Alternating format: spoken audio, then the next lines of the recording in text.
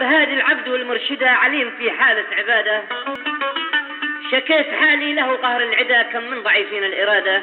يقول أبو طه حنيني صدى تردد الشمخ نهادة، للوقت غاداني ولن نقتدى لكن قفات الوقت عادة.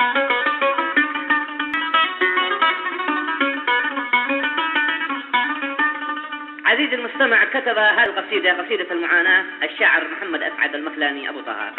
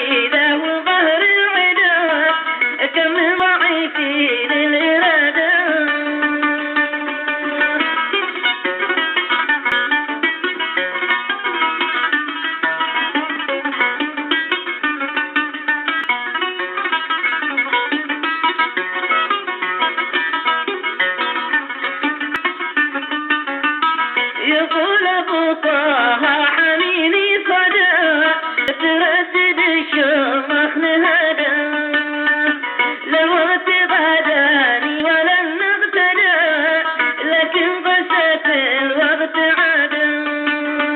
يقول أبو طه حنيني صدى تردد الشمخ نهادى، لو تغاداني ولن نقتدى لكن قست الوقت عادة.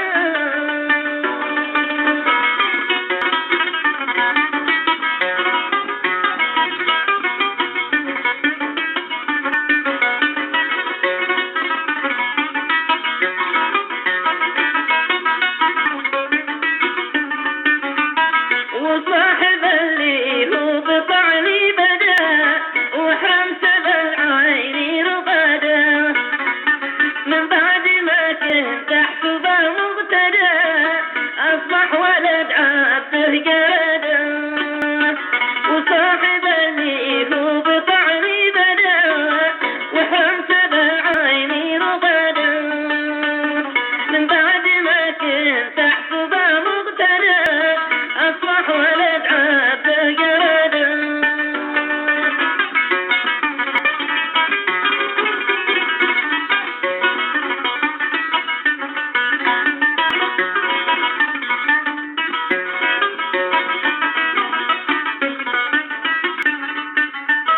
خذ لظمتي من صهتي والغدا مشي معه منها إفادة، مهل عليه اللوم وجه حدا برزق أطفالي جهادا.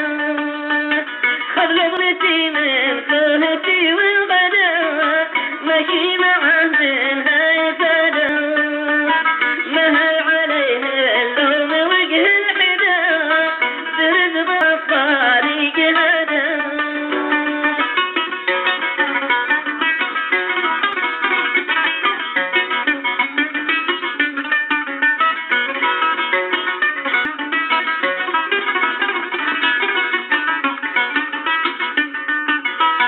بعد صبر العهد صبح فداء بالله بلدته بلادا، حطيتها بالبنك للموعدة وضعت واجي من بلاده.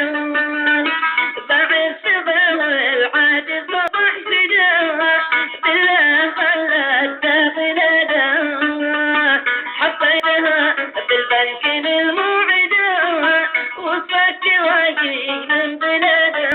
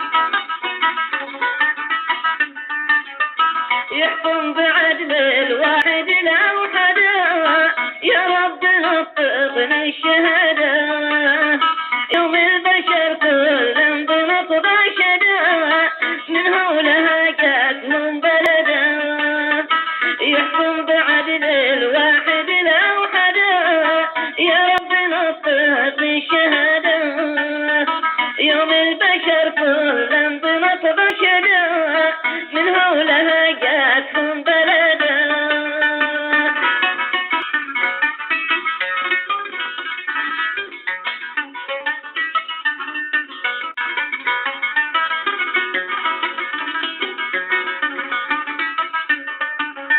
مظلوم وانت من يجيب النداء غيرك ابد ما له نشدا انصف ابو طه وفك المدى واعبد على خاصني عبدا مظلوم وانت من يجيب النداء غيرك ابد ما له نشدا انصف ابو طه وفك المدى واعبد على خاصني عبدا